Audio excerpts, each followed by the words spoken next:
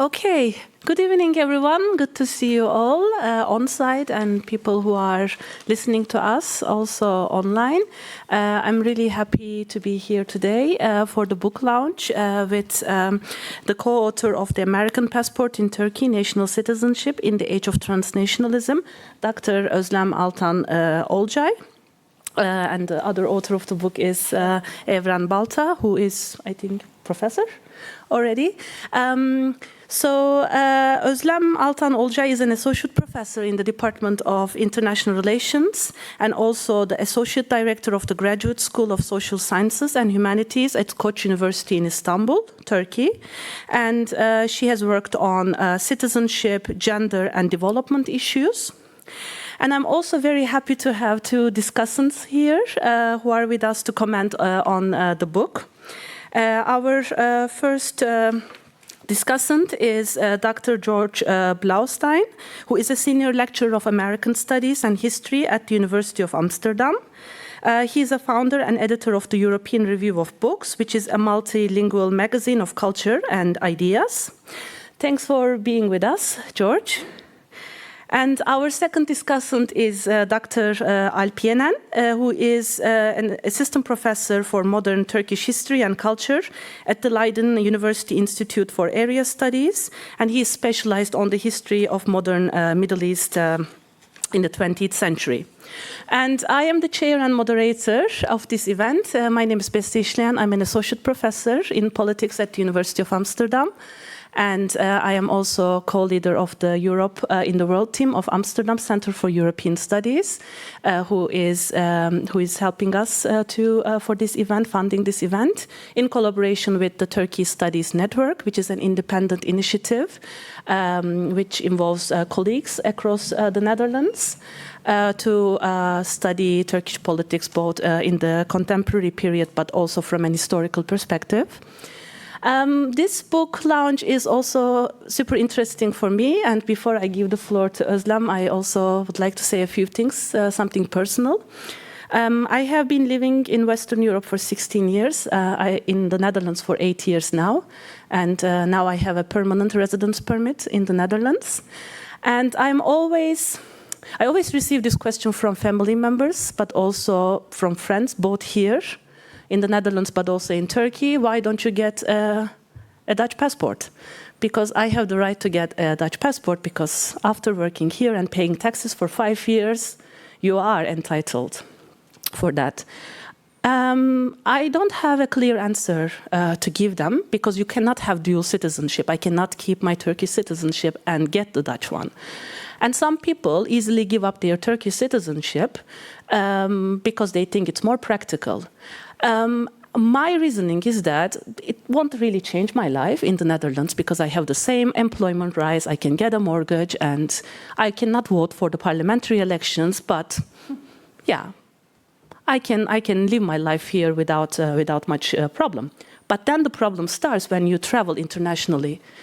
There are a few cases, especially in the last few years, where I couldn't attend conferences because getting a visa was too costly, both time-wise, but also financially. Next year, the biggest international relations conference will take place in Canada, and the only way I can get a Canadian visa is to travel to Vienna to give my biometrics. And you can imagine how much work and how much money that involves. So getting a Dutch passport would make my life very easy, but still I cannot make this decision. And last weekend, I met with a friend, a colleague of ours who lives in Leiden and who is also a professor. And she also said it's also a very difficult decision for her, and she's married to a Dutch person. She said, even if I'm married to a Dutch person, which gives her the right to get the Dutch passport, but also keep the Turkish one, she says, something is preventing me. And we cannot put our finger on it. And while we were talking, we found out that we both have a refugee history. Our families are originating from Europe.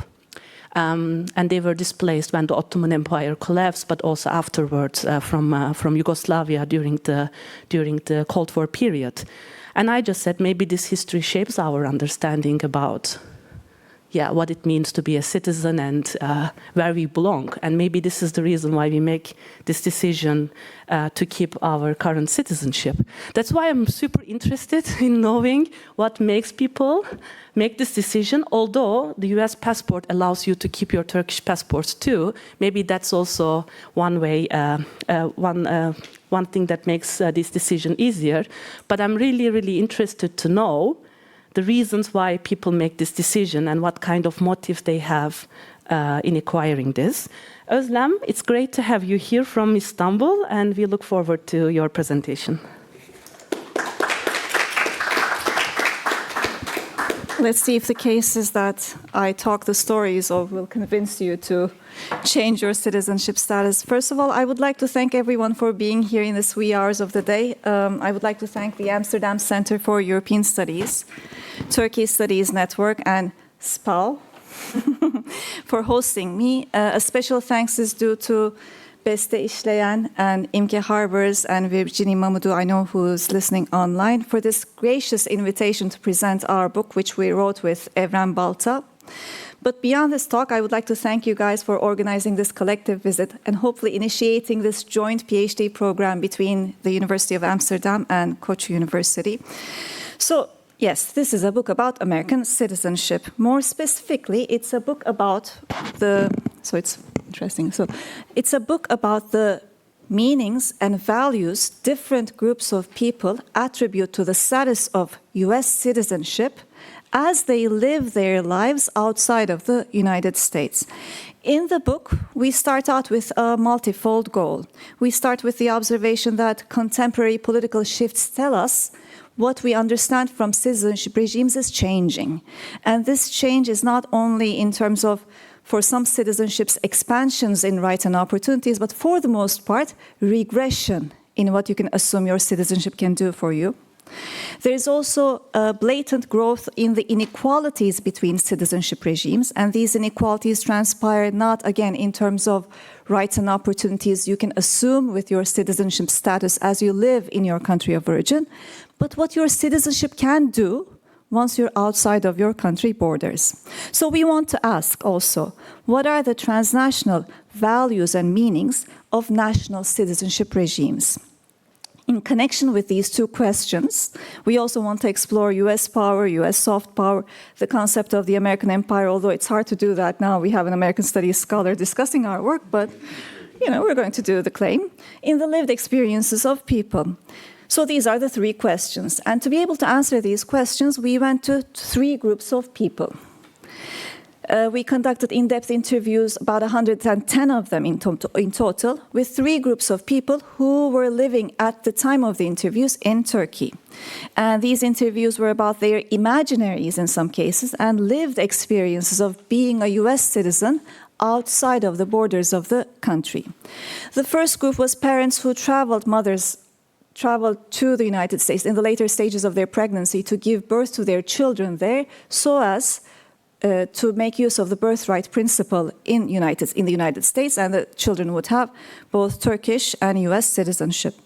The second group is composed of US-born and raised citizens who came to reside in Turkey during their adulthood for a variety of reasons. And the third group is individuals who, through long-term stay in the United States, mostly had either most of them had the American citizenship, but some of them also had green card at the time of the interviews.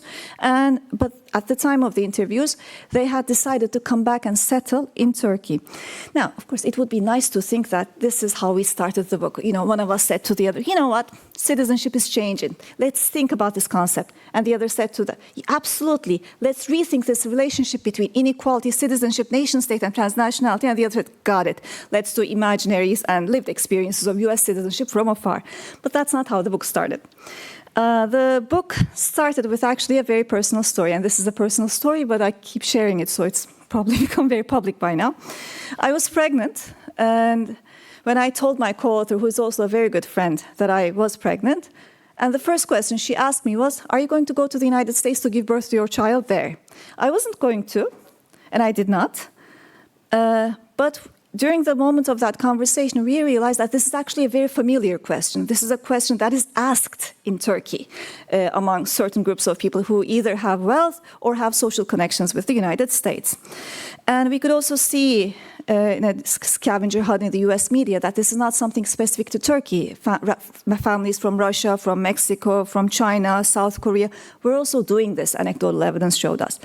At the time, we were able to get our hands on some census data, and through the census data, we did this back-of-the-envelope calculation, and we thought it might be about 500, 600 families who did this every year. Now, this is a very negligible figure, right? But the issue is, of course, the people who can do this are the ones who are going to be wealthy enough to do it or have the social, cultural capital to navigate the bureaucracies of these countries. That was the light bulb moment, not the moment that, we realized citizenship is changing. Why did people assume that it was a good idea to do this? So we conducted our first set of interviews with Turkish parents. These were mostly mothers who had given birth in the United States. And here you see excerpts from individual interviews. But they reflect themes that repeat throughout all interviews. I'm going to read parts of it, but I'm not going to read all of it. Sorry, but you guys read the book, so. The mothers were explaining to us throughout the interviews, because this was one of, why did you do it? Why did you take all kinds of health risks for yourself and for your children, unborn children, at later stages of your pregnancy? Spent hefty amounts of money. Not everyone who was in our group was wealthy. So some sold their cars, some took out bank loans, some went to wealthier family members to get out these big loans from them. One of them said to us, this country is full of unknowns. You cannot plan for the future here, and this country meaning Turkey. These groups were afraid of, and this was something that repeated itself again throughout the interviews, of political turmoil and risk in Turkey. They were constantly talking about what they felt to be an increasing attack on their secular lifestyles. They were concerned with the increasingly conservative discourses on gender relations and norms, and we were talking mostly with mothers, so this came up a lot. So in this environment, there were certain phrases people individually, unaware of other people that we were talking to, were repeating to us. US citizenship is security. US citizenship is like a life insurance for my child. It gives my child the chance to escape Turkey if he wants to in the future. So a lot of people were talking about US citizenship in terms of what the US passport could do for their children strategically. It would be a possibility of exit from Turkey and ability to settle not just in the United States, but anywhere in the world, because, well, the doors would be open to them, one of them said, anywhere in the world because of this citizenship. But it has to be emphasized, when we were having these interviews, the conversation was never just about a strategic decision. In their stories, you could see a big portion of this group had lived in the United States during their college or graduate studies. And a lot of them had this nostalgia for their lives in the United States and compared it with their lives in Turkey. They had these aspirations for freedom, which they were feeling was being constrained in Turkey. Aspirations for lives that could cross borders easily, living transnational lives, but their own passport situation increasingly disabled this possibility. They were anxious. That was a feeling that constantly came up for the future of their children, and they had anxieties of belonging. I love Turkey, one of them said, and she went on this to tell us this story about how her husband was came from this big Turkish family in the east of Turkey, and that, it was in their culture. Turkey was in their culture, but then she said she could not see where Turkey is going, and she wasn't sure whether she or her family would be acknowledged as belonging in this unknown future. So there were the strategic values, and this dual citizenship on the part of the children became part of identity negotiations for the parents, even though the parents did not plan on having American citizenship for themselves. So there were already patterns at this stage. But we, at the end of the 40th interview, we came to the realization that we were only talking with people who imagined what a US citizenship would do in the future for the children, who actually, most of them did not know that they were dual citizens at the time of the interviews. So with this in mind, we went to our second and third groups. And in this slide, you see stories from natural-born US citizens. These people ended up in Turkey during their adulthood for a variety of reasons. Some people ended up there because of the shrinking job market in Turkey. Some people came with companies as expats. Some came there following fiancés, future husbands. Some came temporarily and ended up staying. So a big portion of the group moved outside of the United States for work, and the one thing that came up in these stories was that they told us at one moment they realized when they could not find jobs in the United States, they could move and find jobs elsewhere, especially if they were willing to go to countries like Turkey, in the developing world basically, much easier than many nationalities. Because as one of them said to us, as Americans, they were rare assets in these countries. So these stories told us that there was something about a different kind of risk definition here. American citizenship for these natural-born US citizens could reduce economic risk in the United States because, well, they could move out of the United States.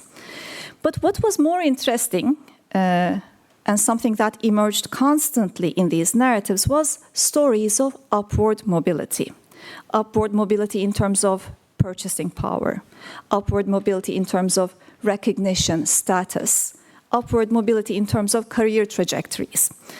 Actually, I mean, the story is mostly about these stories to begin with. So a lot of people talked about hanging out with income groups way beyond their reach had they stayed in the United States. One of them, a lawyer, told us just by showing up, being vaguely polite at a few parties, he found himself hanging out with, becoming friends with the really high classes in Turkey. They talked about being offered jobs that they would not have gotten with the experiences they had. An extreme example is a story about someone who was hired as the American consultant.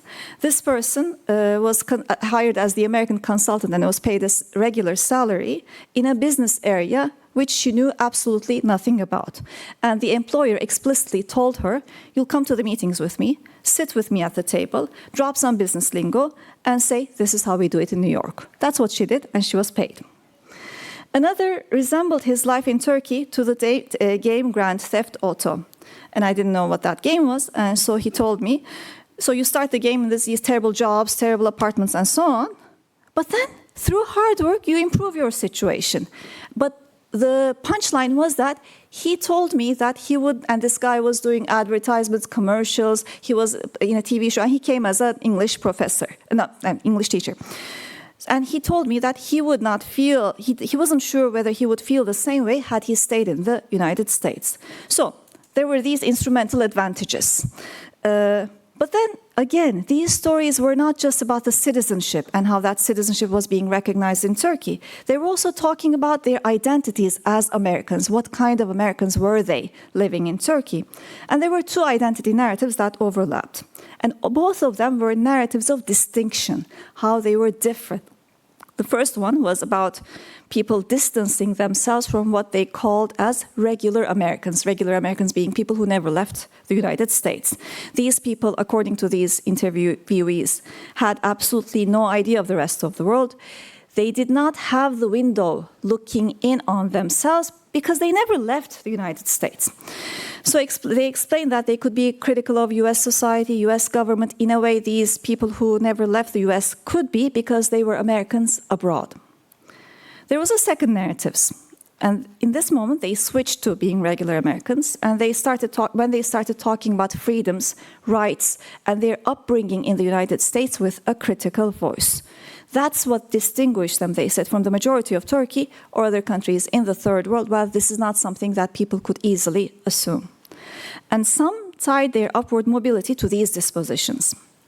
So in these stories, as one of them said, well, I'm an American, but I'm a weird sort of American. I'm international, I'm special. And that was the core of their identity narratives, being an American abroad.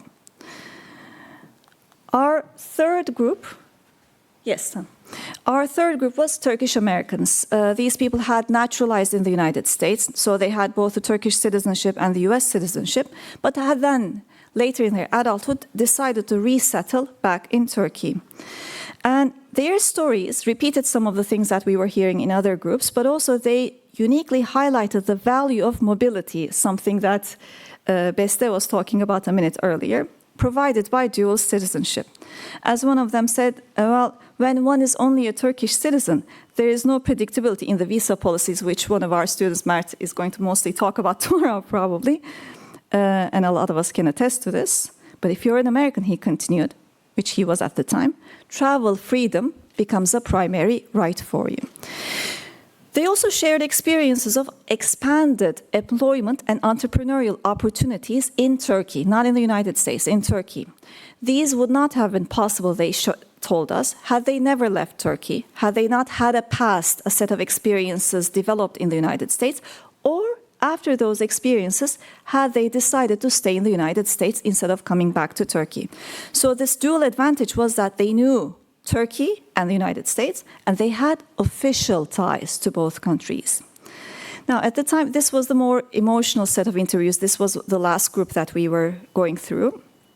And Turkey was in a downward spiral in terms of politics. And they were questioning their prior decision to resettle in Turkey. But they kept repeating to themselves, if things become incredibly intolerable in Turkey, they could just go back to the United States. And they knew that this option would be increasingly only open to those who had an official tie. You just can't go back immediately otherwise. On the one hand, they talked about the emotional connections, the feeling of home in Turkey. They wanted to grow old there. They wanted to be with their parents aging. They wanted their children to grow up with the grandparents and so on. But at the same time, they were not completely home. They contrasted their own self-descriptions of not wanting to live in homogenized societies with the increasingly conservative and nationalist government in Turkey. They were not feeling completely at home in a place where people said that where they said that people were so intolerant of difference. One said acceptance and cherishing of diversity is why America is so attractive, and another said to make sense of his own contrasting dispositions, that is why it is good to belong to two places, two cultures. So this dual citizenship for them was an institutional way to resolve these tensions of belonging. Now, in the book, we devote an extensive amount of space to discuss these narratives against three layers of historical/contemporary background. We talk about the history of US-Turkey relations in the past 150 centuries.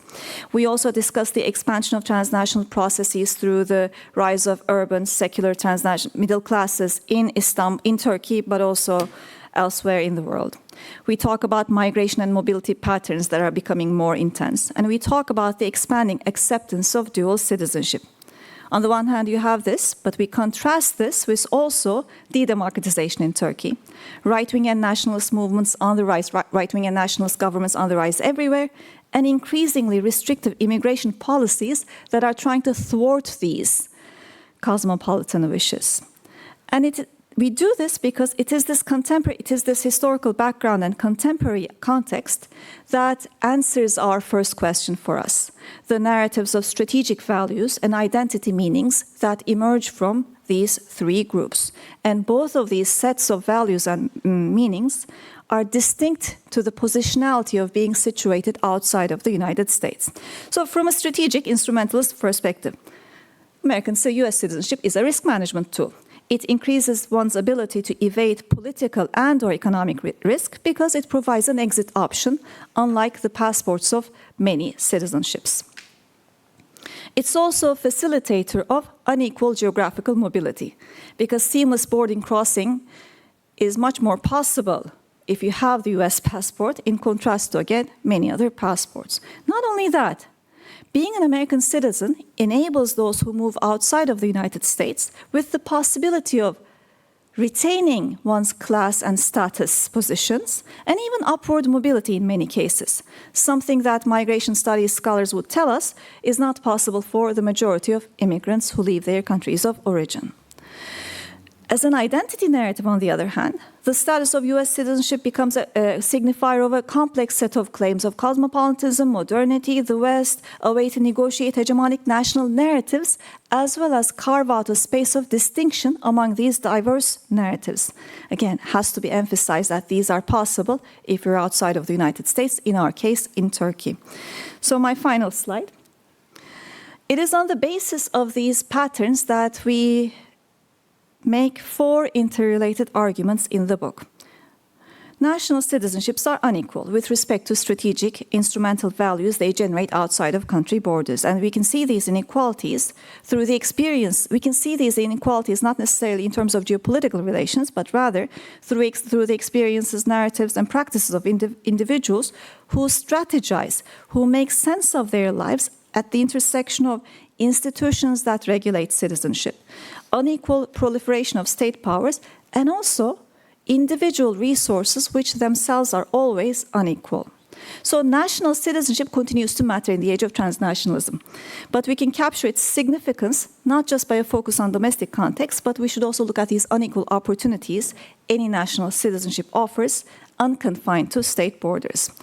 So you have these distinct strategic values. But our second argument is that we should also move beyond purely instrumentalist approaches to narratives and practices. At the risk of oversimplification, there's an emerging scholarship on strategic citizenship acquisition, which talks about this notion of thin citizenship, where you get the passport for mobility reasons.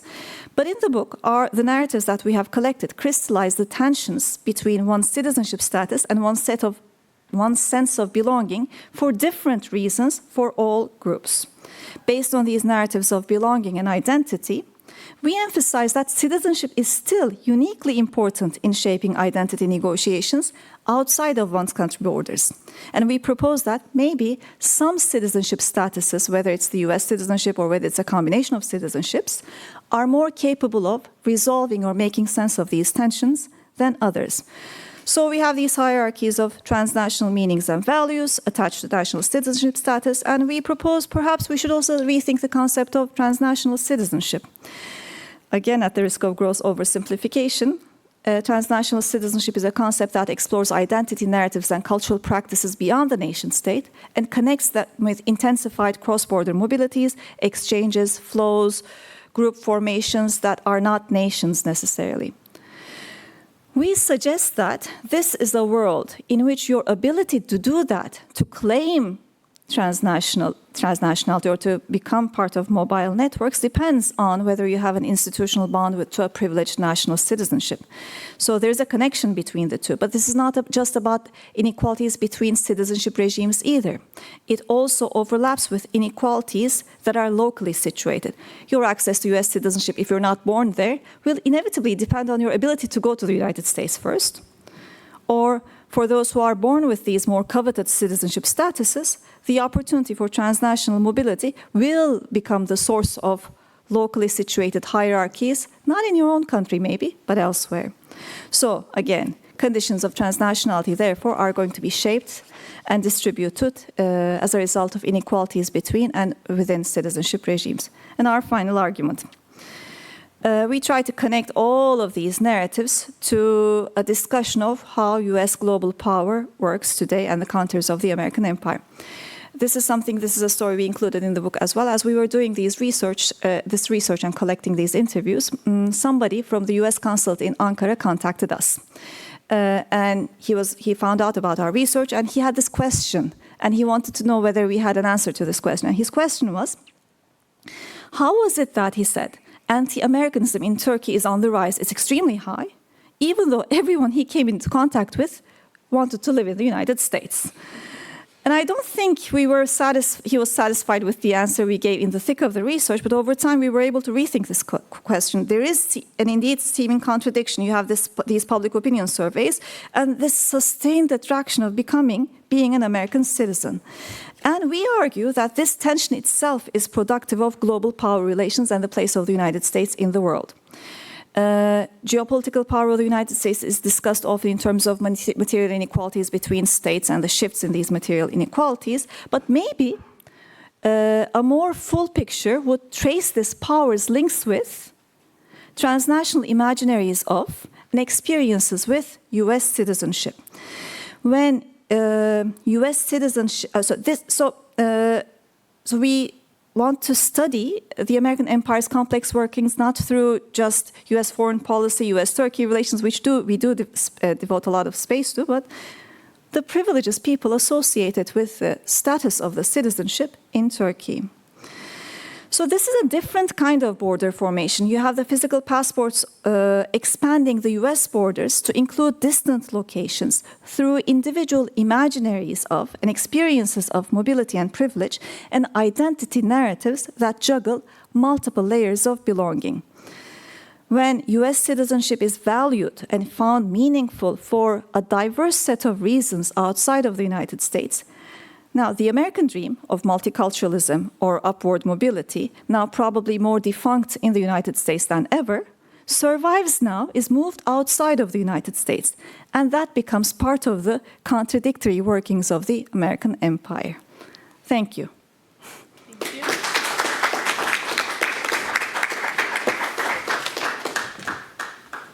Thanks a lot, Özlem, for this rich presentation. I also have some questions. But first, yes, sure. Would you like to use the microphone for the people at home? Yeah, you want to also We'll speak go there? to the- Yeah, I think. Yeah, okay. So first, George will share with us his thoughts. Hello. And I'll speak into the microphone so that I can be heard. You can hear me, I hope. Thank you, and thanks to the organizers for bringing me into this event. And it was a pleasure to read this book. And I will ramble my way through some modest remarks, offer a kind of reflection from my perch as an American Studies scholar, and I suppose as an American. And then I will ask a few questions. They will be ignorant questions. They are questions that I myself do not have the answer to. But first, let me say that I admire this book and have learned a lot from it. The word transnational is worth dwelling on for a moment. The term transnational dates to 1916. Transnational was coined by an American writer named Randolph Bourne, who was a great literary radical, in an essay for the Atlantic Monthly called Transnational America, often cited. Transnational America, this programmatic essay, railed against what was at the time the narrow fantasy of the melting pot. It railed against the idea that immigrants to the United States should conform or assimilate to something as boring as an Anglo-Saxon ideal. And Randolph Bourne was himself from that white Anglo-Saxon stock and deeply critical of it. And he imagined the transnational aspirationally as an antidote to European-style nationalism. Transnational was the label that he offered for an American culture that could someday exist, but didn't yet.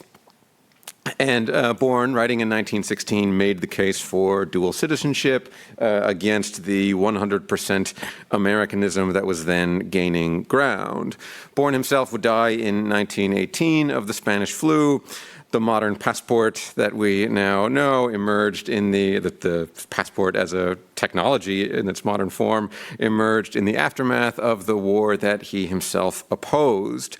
And the United States would enter not Bourne's vision of a transnational America, but rather the era of immigrant restriction, even while the vocabulary of a nation of immigrants would become the refrain of the American century. Bourne, coiner of transnational, remains a touchstone for American radicals and kind of critics of American empire. He's a complicated figure. He was invoked in the Trump years as the critic who refuted Trump's worldview, etc. I mentioned this backstory of the word transnational, a kind of keyword, because this book, The American Passport in Turkey, captures a wholly different world, our own. Bourne's transnationalism, the aspirational transnationalism that he imagined, has been turned dismally inside out. And in this account, we had the authors describe not a transnational citizenship, but a citizenship with a transnational value. And I'll offer a kind of summary of what I found most powerful about it. To me, the most revelatory parts were the chapter on those pregnant women who travel thousands of miles to give birth to a child in the U.S. That, although the other chapters were illuminating as well, that figure becomes a particularly revealing figure. It's interesting to think of this as a particularly illuminating neoliberal subject, if I may use the term. This person is both literally and ideologically pregnant, we might say. They both yearn for and wield a new kind of cultural and social capital, quoting them. The book navigates the question, well, how did we get here, and what is it like to inhabit that realm? That particular realm tends to be the wealthier realm, but it's not only wealthy. What stories does this new class of transnational Americans tell themselves about themselves? This is the matter of the book. We might think of these figures as over-documented, whose lives hover above a shifting, undocumented underclass. The book illuminates their life worlds. I'll quote, their emotionally laden processes that are shaped at the intersection of inequalities within and across nation states. And the portrait of a risk society in which we are increasingly living, the idea that citizenship is itself a kind of risk management tool for this class, I think comes across very vividly. The other thing that I would add to the presentation that we've gotten, and this is a kind of question, what comes through in these stories, as we've seen from the quotes of these mothers, is a rhetoric of sacrificial motherhood. This is the justification for an act that could be deemed unethical or could be questioned. It can be justified as an act of sacrificial motherhood in a zero-sum competitive world.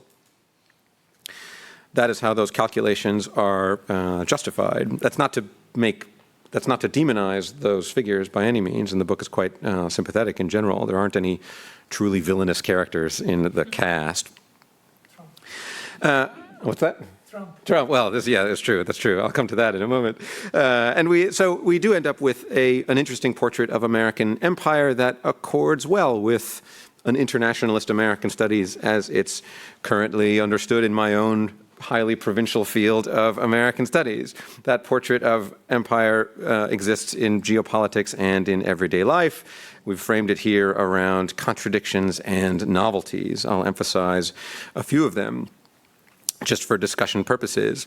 One thing that we see in the historical section of this book is how effective both the American imperial regime in its strangeness and client regimes, how effective those regimes have been in curbing leftist opposition to economic neoliberalism. This is one of the key refrains of the book, that economic neoliberalization does not correspond to political liberalism in any means, and illiberal political regimes end up owing a lot to ostensibly liberal alliances.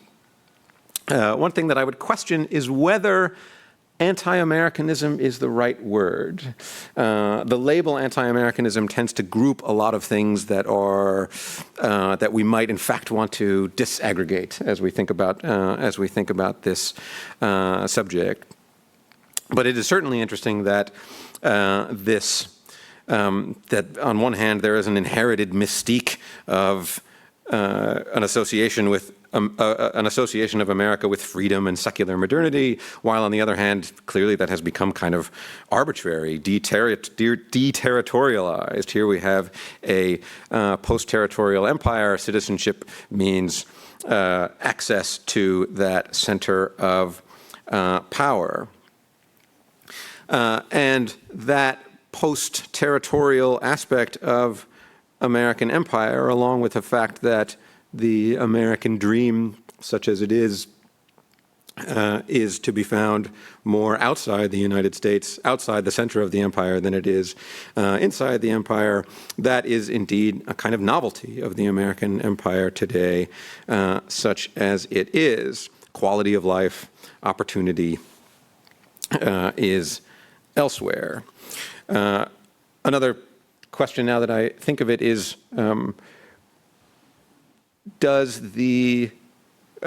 how has the refrain of American imperial decline resonated among your anxious protagonists? That's another question.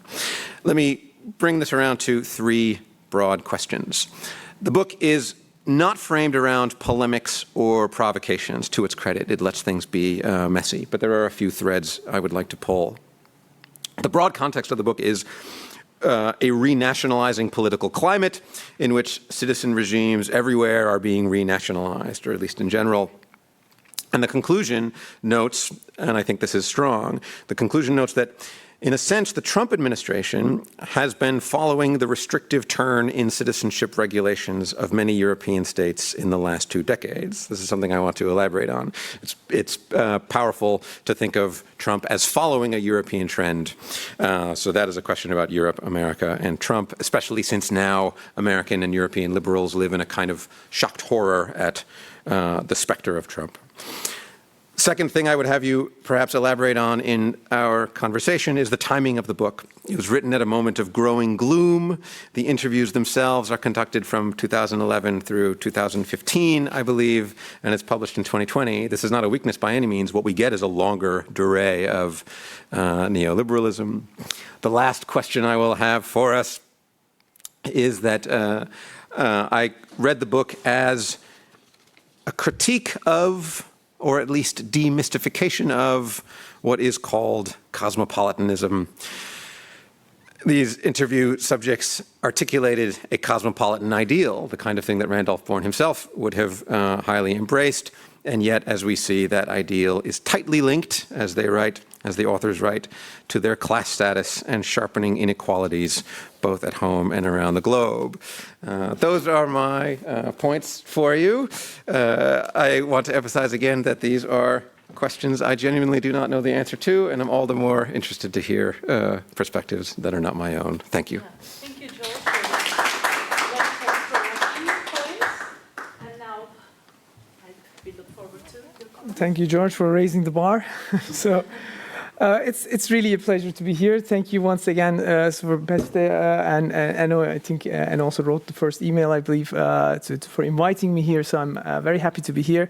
And also to thank you very much, Özlem, and also Professor Evren Balta in absence, but for writing this really wonderful book. And I'm not sure how much of the audience has already read chapters from it or the whole book, but it is really a book that one should really look into.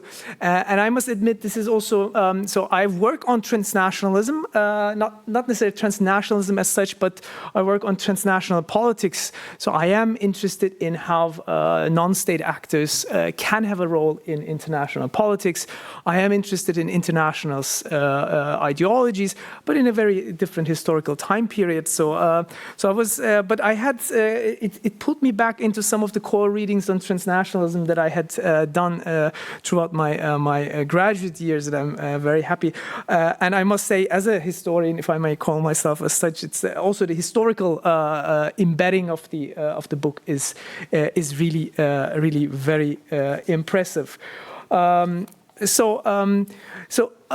I will continue a little bit with the praise of the book because because I will afterwards I will not necessarily give so much of philosophical intellectual thought, but it's kind of things that I have been asking myself, and I'll reading your book that are partly in there, but I would like you to voice them once again for the audience, or other aspects that have now perhaps surpassed the time frame of the analysis of the book, and where I would like you to speculate a little bit, or perhaps a little bit also counterfactual. So it's so to allow us to play with the ideas which you and Professor Balta has developed in this book. So the book is impressively interdisciplinary. So this is, one must really attest this to the book. So the basic methodology is anthropological, I would say. There's ethnographical research, there's these life histories through interviews, and then the book goes on to win a sociology prize, and for a good reason.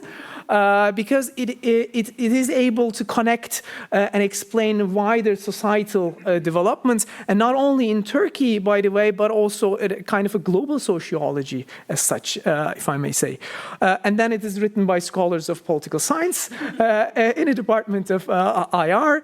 And it is connecting back. I think the concluding slide also underlined this. This was probably perhaps in the presentation not as vivid until the very end, but there is a kind of a larger framework of American geopolitics, American empire as such, which is by large a theme of IR, of course.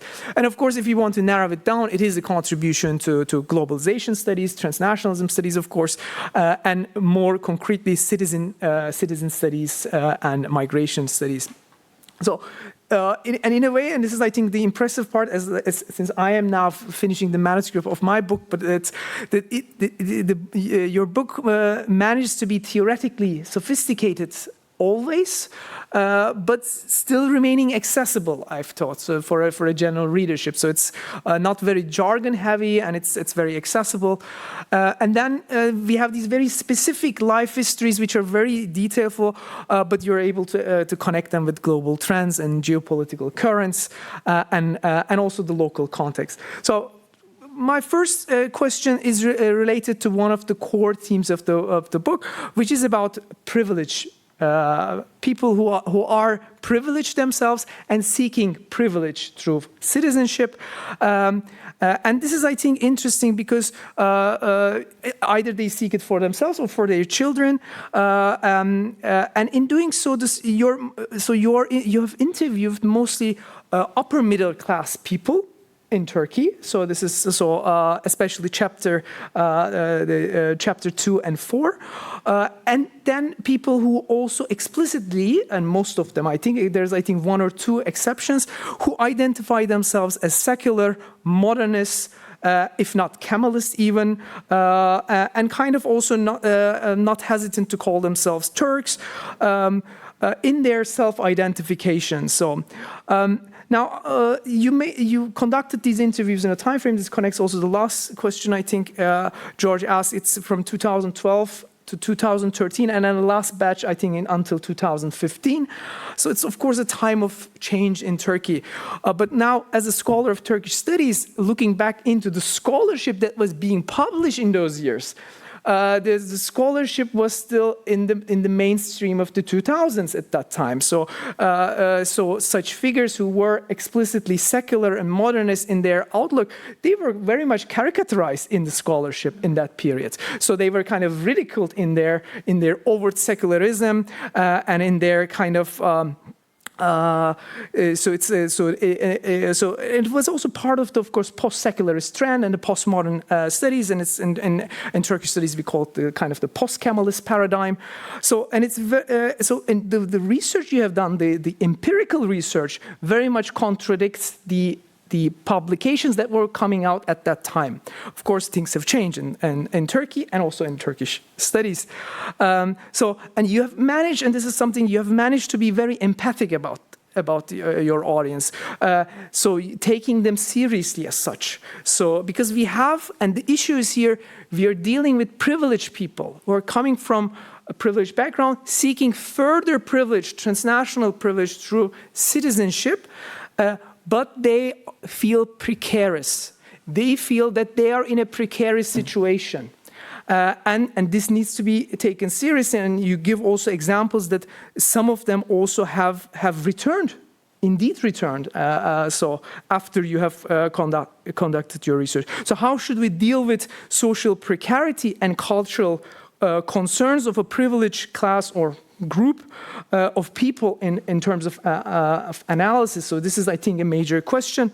How far can the precarity of privilege tell a larger story of social change? How far this very small group, very privileged group, have their concerns? How far this tells a larger story? And how does it tell us scholars about epistemology, how do we deal, and also methodology, how do we deal with these voices who at that moment scholars were probably mostly not taking seriously. So My second question is also related, it's very similar to what Beste kind of opened up with her personal story, and I've also, and I'm also familiar with some of the stories you have told, Özlem, in the book. So I know of mothers who really went to the US to give birth to their children. I know friends from my age group, born in the mid-80s, who were born in the U.S. explicitly for this reason, have become U.S. citizens. I know American expats in the U.S. or even returnees who have returned to Turkey in the very same period. And I myself have a history of migration, like most of us have too, and also a history of naturalization, in contrast to what Beste says. So I lived for 20 years in Germany. And I became a German citizen at the end, but it was really, I really went through the very same struggles as Beste described. So I was very reluctant for Germany, and it was for a long time when I was drinking wine with my friends. So I will not do it until dual citizenship is out. So because in Germany, similar as in Netherlands and most EU countries, dual citizenship is not allowed. It is only in specific cases where one cannot escape the citizenship of the country, such as Iran. You're born as Iranian and cannot quit citizenship, or you're born in the US. And this was a kind of an issue of kind of a proudness of something, or something of a romantic attachment, because I was also alone in Europe, my family being in Turkey, and I had also many of the privileges. I had Schengen, and Schengen opens doors. So it was kind of, but it had also restrictions. So you cannot leave the country for more than 6 months, for instance. So I didn't apply for Erasmus because of that, because I was concerned that I might lose it. So all these issues, I think, that come with the mono citizenship is a major issue. And at the end, very similar, Gezi was also for me an emotional breakthrough. And this is, I think, that I could say, what am I doing? So this is something, or my wife said, what are you doing? So, and it's because this kind of immoral transaction that I considered, I will not do it. And I said, no, I will do it. And this, I want to connect with your insistence on that dual citizenship provides protection. Because in my experience, that I felt secure with the mono-citizenship, of a non-Turkish mono-citizenship, especially working on Turkey and Turkish studies and tweeting something about Turkey. So this became something that I can say, okay, then I am only a German and no more a Turkish citizen. And we have examples of dual citizen German-Turkish journalists who have been arrested because of this. So my question, how realistic is this risk management that the dual citizenship provides protection? So isn't it even a kind of, might be a further risk for these, and even it might even risk and this connects also to geopolitics and to loss. So this is, if American empire becomes, let's say, evil in a kind of in an imaginary future, where Turkey is belligerent against US in one form or another, can these people be a risk? Can the citizenship be a risk for these people? And since they are also Turkish citizens, they might perhaps not leave the country. They might perhaps have other problems. So this is something that I would like to hear your opinion about it. And last, and this is just a small, not a real question, it's very much connected to this. I've read, it was a recent news in the summer that in the first 5 months of 2022, there were over 9,000 illegal immigrants who were Turks entering the US via the Mexican border. So this is now a new phenomenon. So we have now people traveling to Mexico with kind of a visa, which they found, and then trespassing the border. And this is kind of, we don't know anything about their profile. Are they same profile? Will they have the same chances as those who we have researched? And would that be create a kind of also similar Gastarbeiterization of the Turkish Americans, that their profile, their benefits, perhaps their life trajectories will be considerably different than the generations before? while now in Europe, many intellectuals or political people who have sought political asylum have settled in Europe. So the Turkish Europeans have now a very different intellectual presence than it used to be. So this is the kind of the three questions or comments that I have. Thank you once again for this wonderful book. I'm looking forward to your comments. Thank you, Mike, for also sharing your story. It was really interesting to hear. Yeah, this microphone works, right? Yeah, well, thanks for sharing your story. It was very interesting to also hear that. Would you like to react to the comments maybe for about 2 minutes. so that we can also have time for questions? This is working too, right? Can you hear me? Yeah. So there's a lot of stuff, and I'll probably not be able to answer everything, so I noted them down, and I'm happy to continue the conversation later. I'm going to start with you, George. I like this idea of ideologically pregnant neoliberal mothers, over-documented versus undocumented, and the way they try to navigate this risk, because this is something that we actually talked a lot, not necessarily in the book, there was part of it, but we also wrote on this. There's this whole group of feminist scholarship who calls this motherhood, it's a hard word to say, mama-preneurialism.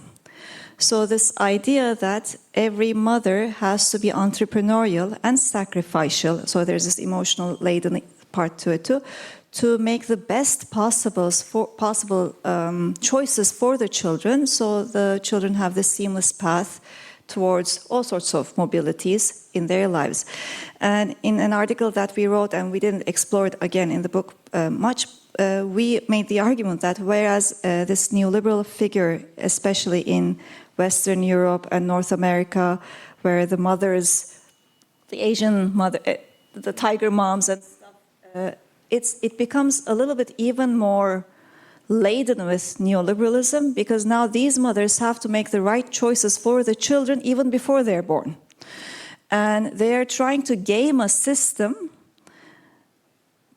but the fact that they're trying to game it becomes part of the system. So it's the citizenship regimes that, the inequalities between the citizenship regimes that get reproduced, the classed nature of citizenship that gets reproduced in the process. And I mean, my sense is that, yes, they are sacrificial mothers, but they come from a position of relative privilege. And this ties to your question of privilege, but I'm going to come back to that later. There's a number of things that we could be said. Is anti-Americanism the right word? That's something that we need to think about. You're right, because that's the word that they use in the polls. That's the word they use to publish the results of those polls. But one thing we realized was that US meant different things to different groups of people, and that was, again, classed. I was telling you earlier that I also wrote my dissertation on the graduates of the first 3 American universities ever established and still surviving outside of the United States. And you could see the classed reflections in what America meant. On the one hand, US meant these terrible foreign policies, imperial wars, incredible violence, and the rise of authoritarian right-wing governments everywhere. But then there were these other stories where people talked about, but then I had my teachers, I had my professors, I had my life in the United States and that was another kind of privilege that could be protected from those bigger forces. And that was the privilege of the US citizenship in that sense. Even when you're living in the United States, if you came from certain classes, you could be protected. And in that sense, everyone kept repeating to us that as individuals, they never had bad experiences as Americans. And that was also another kind of privilege. Whereas, for instance, as a Turkish citizen, well, I don't know, I mean, let's say someone from Iran, someone from China, will be immediately homogenized with the narrative of what Chinese government is saying, oh, but your government is this way. So that Orientalist thing, where the Oriental becomes one with the government, was not true for these people. They could be separated out. That was another kind of privilege, but I don't know. Maybe you're right. Maybe that's something else. There's a need for a better word there. Okay. Trump administration following the EU trend. This was a speculation that we did towards the end of the book. Yes, I'm going to tell another story from the book. One thing that was also repeated, which I did not include in this presentation, was a lot of people started their justifications for the mothers. Turkey is not Switzerland, but they went to the United States to give birth. But the idea was that Switzerland was the ideal epitome of order, you know, everything works there. But nobody went to Switzerland because you couldn't get the citizenship when you went there. So they were making, so the thing that they were aspiring for some people was being here. But the idea was that they were never going to be truly here. They were always going to be outsiders, or they were never going to be able to get the citizenship. So maybe, yes, you're right, as Trump follows that trend, but the birthright principle is pretty hard to erase from the, you know, rights. So they're still going to continue to do that. Of course, there's an economic crisis in Turkey right now, so probably the numbers are dwindling, but timing of the book, what is the implication? Yes, that was something that we can't, so we were writing at the moment we were doing this research. Gezi had started this, Gezi had not happened yet. But towards the end, so many things were changing that there were like a few rounds of the rewriting that we had to do as well.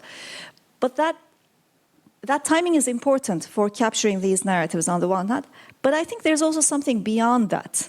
And the beyond thing is these people, given whatever resources they have, are constantly going back to that idea in this neoliberal context, trying to strategize and bring those resources together to come up with an identity narrative that will be believable, to come up with a set of resources that will, you know, support that identity narrative. And critique and demystification, absolutely. Cosmopolitanism, I mean, this is a very old term. This is a term that goes back to the 1990s when I was doing my earlier writing and stuff. And a lot of people in the recent years have started talking about how this idea of being transnational or cosmopolitanism is also connected with layers of privilege. Cosmopolitanism becomes, in some cases, a cloak, a veil for masking other kinds of privileges that make it possible for you to claim cosmopolitanism in the sense that Pierre Bourdieu does it. So you start with economic capital, you turn it into educational degrees, you can travel, and then that becomes your, you know, that's why I'm, you know, the way I am. But the thing about privilege, all right. One of the first articles that we wrote out of this material was in a book chapter, and we used the word elite in them. And I think that's the last time that we used it. I find that word incredibly problematic. It's an incredibly problematic because you have the elite and the non-elite, and that becomes this oversimplification for, you know, caricaturizing the claims of some groups of people. And in the book, there are actually, none of these groups are, there are incredibly privileged groups among them. I'm not going to say there aren't. But there was a heavy load of, among the mothers, middle-class people. So literally middle-class people who sold cars to do this, who took out mortgages to do this, so like garnering up resources just so that, you know, this is possible. But privilege is a very layered and multifaceted term too. So you could be considered privileged because you have the income. You could be considered privileged because you might have had an education that puts you in a cultural capital position that's beyond the rest of the society. You could be considered privileged because you're connected to people. So there could be different kinds of capital there. And the issue is that the number of people who can claim all three at the same time are very little. So that's the precarity. They're trying to translate these capitals to one another. And the thing is, so everybody's sharing personal histories. I come from a lower middle class family, but I was educated in American high school, and I was a scholarship student. But the way I speak English the way I do right now has become a source of privilege for me. But that doesn't mean that people can't see behind the facade, the class, because, well, I come from where I come from. It used to be that people who had these educational credentials could claim certain privileged statuses, could be transnationally mobile. This was something that I was telling earlier. The first time, for instance, I got a US visa was when my school was organizing this trip for the more academically good students, 5 of us, and our principal, American principal, took our passports to the US consulate, and we were immediately given, at that time, that's something that was possible still then, lifetime visas. But it was because it was the American high school who took the passports to that. They were revoked later. I don't have that kind of a visa anymore. But so what I'm trying to get at was that going to a certain school at a moment in time could translate into privilege. But today in Turkey, for instance, you can't do that because a lot of people go to these kinds of schools, so you need something else now. So American citizenship becomes the thing to reduce that sense of precarity. And I'm taking this question of privilege and precarity very seriously because there's this, Elif Batuman is this wonderful writer who sometimes writes in New Yorker, and she wrote a story about her own family and this rhetoric of secular elite in Turkey. And her story basically is the story that a lot of us want to say. Many people who consider themselves secular are not elite in Turkey. But there's that rhetoric, there's that narrative that has been produced until mid-2000s or so that put all of us in this room into that elite category, whereas none of us are. So maybe these stories as a part to debunk that myth as well. So the other thing, yeah, you're right. Dual citizenship does not provide protection. And actually, it makes you more precarious. And this is something that we came to realize more and more after the book was finished. And a lot of people basically who have this dual citizenship among our friends went through the kinds of things that you were describing as well. But the dual citizens in our book were not necessarily the politically charged group anyway to begin with. It was the US citizenship that was the security for them. They weren't thinking about their Turkish citizenship at that moment and how that could become a risk. Yeah, and the class thing, the class migration, the 9,000 immigrants. So a lot of people in this room probably know the immigrants from Turkey to Europe were for the most part working class people who came from not the urban centers, but the villagers, and that was the class profile that existed in Europe. At the same time, people who were writing on immigration to the United States were talking about how it was the educated Turks who could make that trip, so the class compositions were very different. And possibly the US states and the European states' engagement with these and the kinds of racialized dialogues that were emerging were also very different. Maybe you're right. Maybe now it's changing. Maybe it's reversing. So maybe that's the Trump speculation, which we haven't gotten to at the end of the book. I guess that's all I have to say for now. Okay. Thanks a lot. So I'm checking the room to see if there is a question or a comment. Should I get a microphone? Yeah.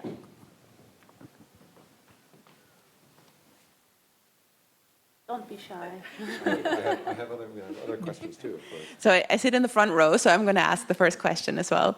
And it's a question that maybe walks a little bit away from the discussion about the substance of the book, but I'm also really interested in the process.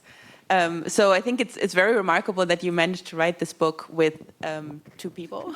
And it strikes me as even more impressive because it's also ethnographic material. So it's like, I assume that one of you did the interview and then the other one read the transcript, and then you had to come to a shared understanding of what that interview was telling you and what it meant, and sort of make sense of the material that you had collected individually together. And I was wondering if you could say a little bit more about how that process went and to what extent you felt like, well, we see the same thing here, or we see different things. So this is the question of methodology. Evren, we call each other our work wives, and I think in the process we got divorced a couple of times, but we decided to come back to one another. So that was the difficulty part. Like we came to the point of losing our friendship, fighting over the material, and whether trying to convince each other, but also getting very angry with each other. So what we did was we actually did the first set of interviews with the mothers. Some of the interviews we did together, but we basically separated out. we had a pool of interviewees, and everybody did 20 interviews. And then when we came to the second and the third group, we made a decision there where I did the interviews with the natural-born US citizens, and Evren did the interviews with the Turkish American citizens. And yes, exactly as you said, the transcriptions we did, and then we basically tried to come up with a shared understanding. What worked in that case was, obviously, at that moment, she was more connected because she was listening to the person's stories from the Turkey, and she was more connected to those stories, and she had less distance. And it's the same thing with I had less distance from them. So crisscrossing these with one another, I was more critical of what the Turkish Americans were saying, and she was more critical of what the American citizens were saying. So that was the fight, and both of us wanted to protect the people that we interviewed to a certain extent, because that's the kind of thing I always think needs to be done, because these people share their time with us. Yeah, that was the process. I mean, the writing of it, what we did was, well, we wrote our own chapters to begin with, but then the chapters constantly circulated. That's why it took us like 3 years to write the whole book. Yeah, I think that's what I can say about the process, but it was difficult. And I don't know if that is something that is advisable to people that you lose out a lot in the process in terms of, we got back together because we knew each other like for 20 years, but it's difficult because we're talking about ethnographic material. Had we been talking about like statistical data, the interpretations, I'm sure they are there too, but it would be less. But what she read into the material and what I read into the material and how we could incorporate those, what made sense at the time was this emergence of values and meanings. So we could see that that was the place we could populate differently. Had we been just writing about strategizing, we probably, that contention between us would not make it into the book. But the idea that we were talking about different strategies and different meanings made it possible to incorporate all the material together. But there were things we left out, by the way. We left out because, we couldn't persuade one another. We decided not to put them together. Yeah, that's all I remember. Anyone else? Bahar? And I'm going to ask about Canada. This is my next question. Thank you. So I have a question about why you decided to select these 3 groups of people together to study the meaning of American citizenship, and whether there was any conversation going on during the interviews. Like, for example, the American citizens who live in Turkey, did they know that you were also interviewing mothers who give birth in the US, and how did they react? And did something interesting come out of these? So the selection process, as I said, it wasn't as methodical as, sometimes people want to make it out. We actually started out with this question. So there are these mothers, and there's this phenomenon, and nobody's studying them. And we started out with them, and we realized that people were talking about American citizenship and what it meant. But the people did not have that status. So we wanted to, so we did that twist there where we said, okay, if we want to capture the true values and meanings associated with American citizenship, we should also look at people who actually have the status. And we could think of 2 other groups who have the status. One group was, again, and we wanted to do it for outside of the United States. We didn't want to go and look at the diversity inside the United States. So one group is people who are natural-born US citizens, and the other is who acquired the citizenship for themselves during their adulthood. So we wanted to complete that circle. You have the children, the Turkish parents who imagine, and then American citizens who end up relearning what American citizenship means because they live outside of the United States, and Turkish Americans who become who they are through their lives bifurcated between these 2 countries. Yes, we shared the entire story of where we were coming from, and there were diverse reactions. Some people said they understood it, fine. But we also had people who had an incredible problem with it. And one phrase I remember, this is, I don't think we wrote about this in the book, was, sort of soiling something that's sacred. Citizenship is something sacred, and people are strategizing around it, and they didn't like it. They didn't like that idea. And again, these often happened also with US citizens who were also very critical of the overprivileged in Turkey, assuming that these would be the overprivileged. But when, of course, a lot of people, so when the interviews are over, the conversations continue, and we tell us about these different groups of people who are doing it. Once the moment class and inequality comes into it, people say, yeah, you know what, they're trying to reach upward mobility. Maybe it's something doable. So the reactions were complex. There wasn't one pattern of reaction that was happening. So Alp has a follow-up Yeah, question. directly, I think there is a fourth group that is missing, which would be the children who Yes, were born in the US, grew up in Turkey, and perhaps some of them went back to study. Or have you considered interviewing them or sample them, or like, I mean? Actually, that's incredible. That's very good. At the time of at the time we were doing the interviews, everyone was, all the children were under the age of 15, 16. So it wasn't like it was a group that it would be easy to, in terms of an ethical point of view, to do interviews with.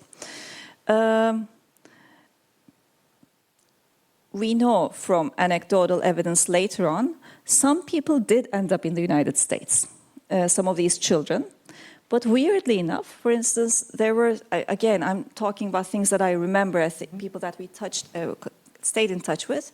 For instance, they go to French schools, but they have US citizenship. Mm-hmm. So, and there was one story of one child, not child, but who went to college in the United States, couldn't make it there because he felt like he was out of place, and he came back.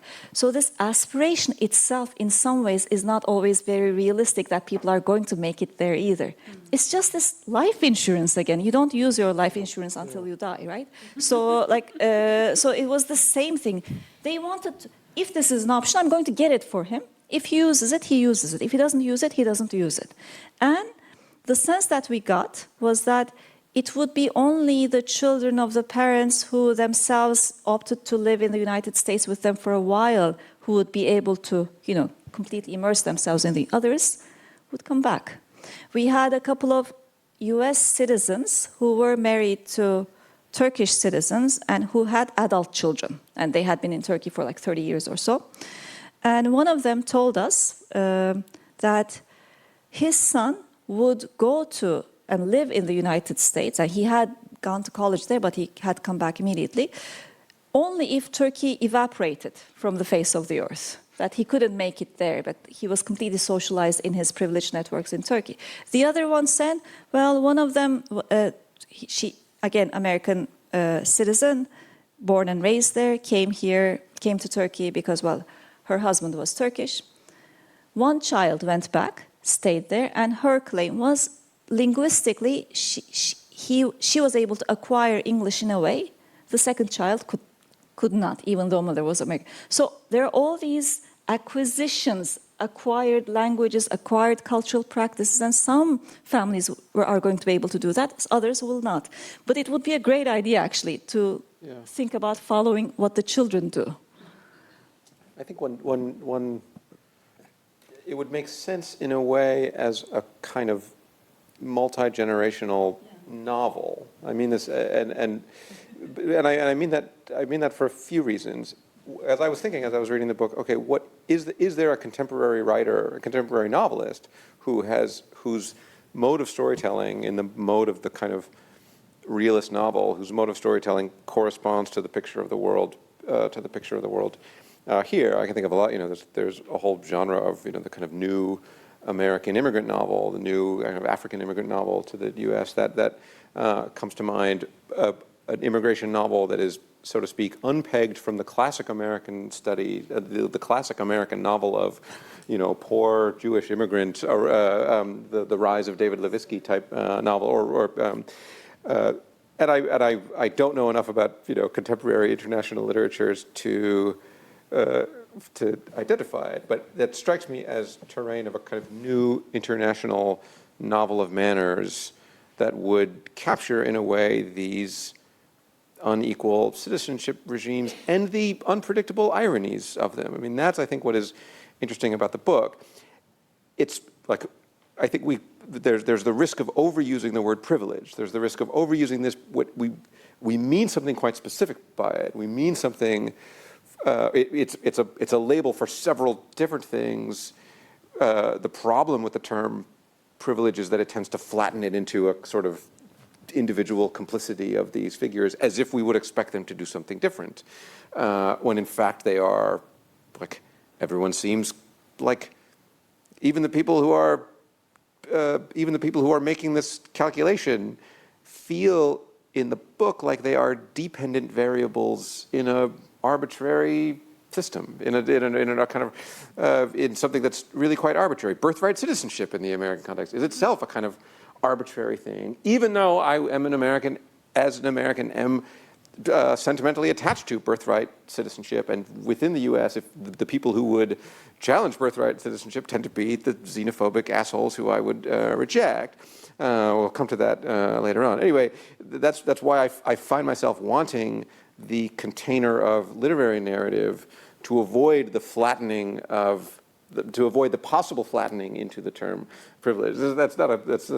I imagine you have a similar, you understand that predicament. The other question I had was, do people go to Canada?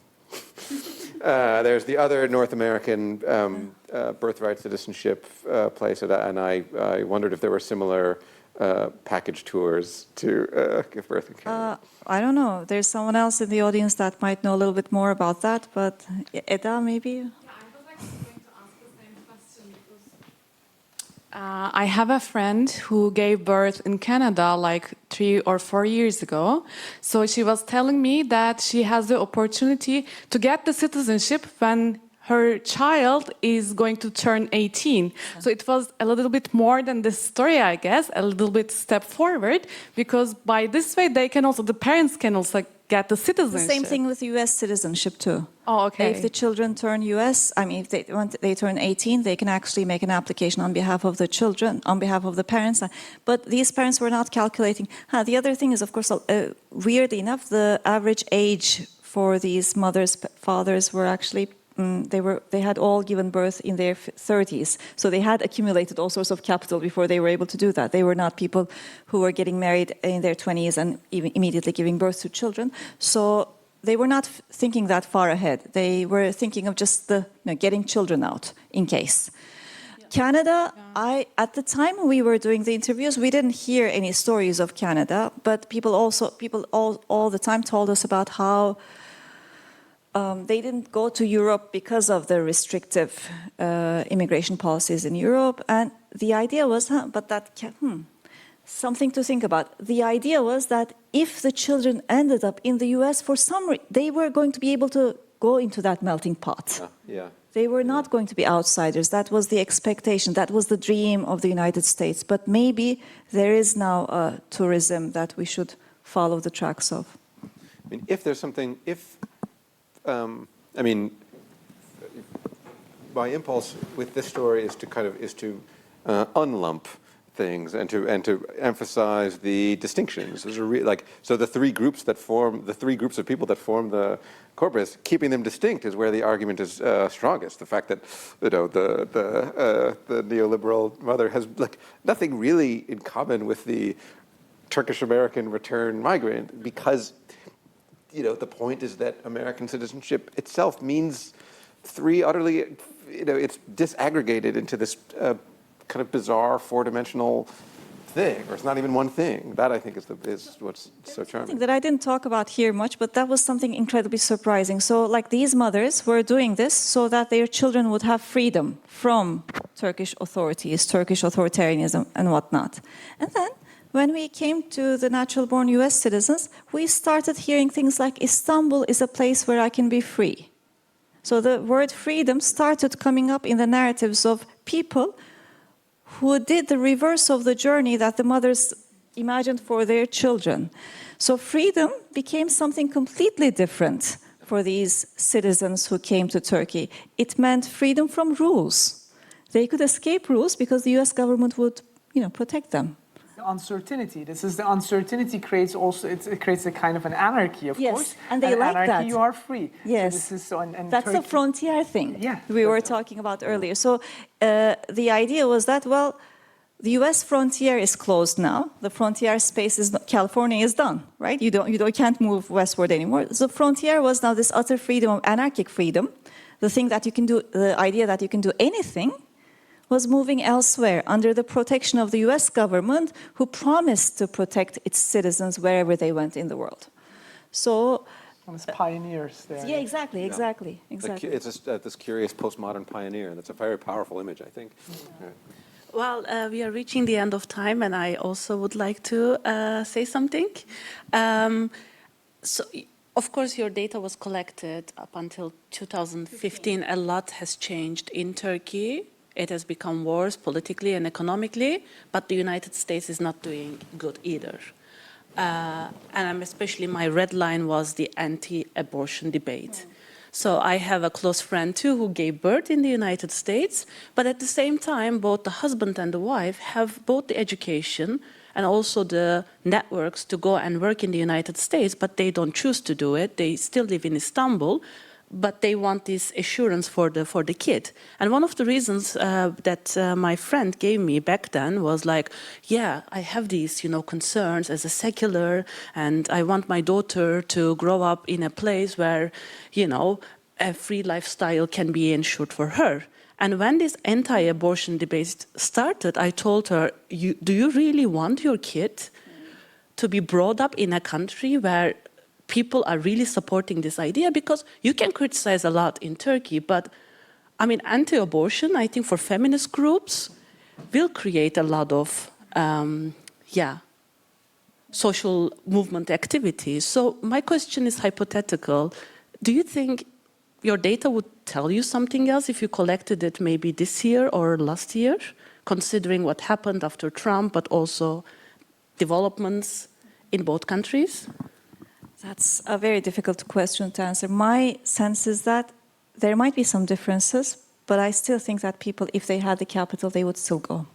With the idea that, well, Turkey is becoming worse, let me just have this option, whether they use it or not. Now, there were a couple of parents who were incredibly wealthy.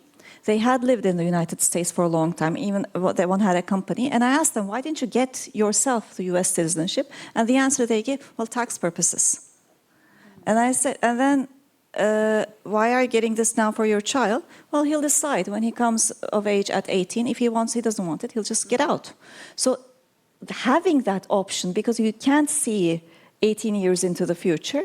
So again, the metaphor of the life insurance. You do it because you don't know the future.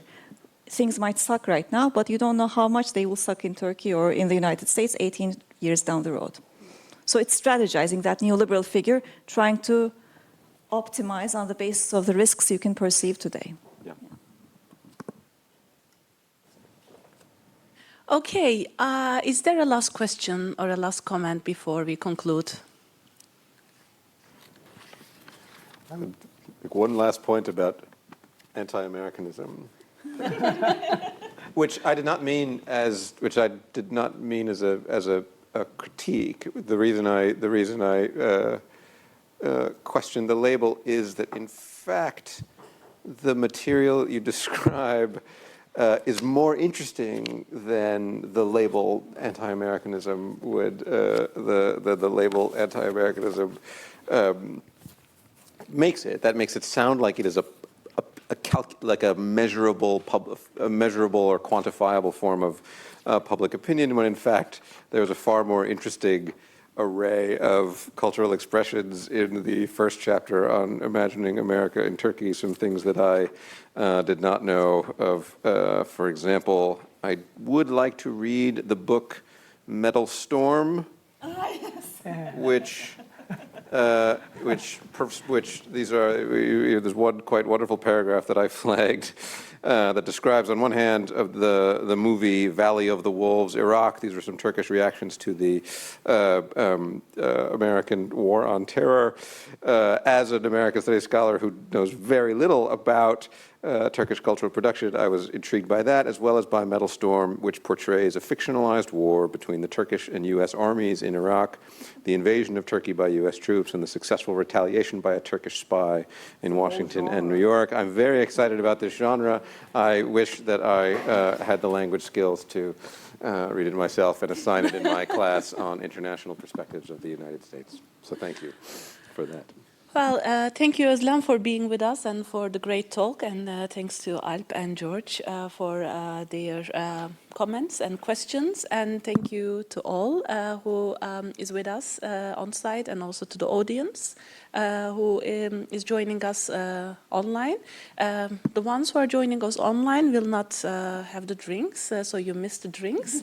And others, please join us to have a glass of wine or a soft drink. And thank you again for being with us, and hope to see you in a future event at Spel 25.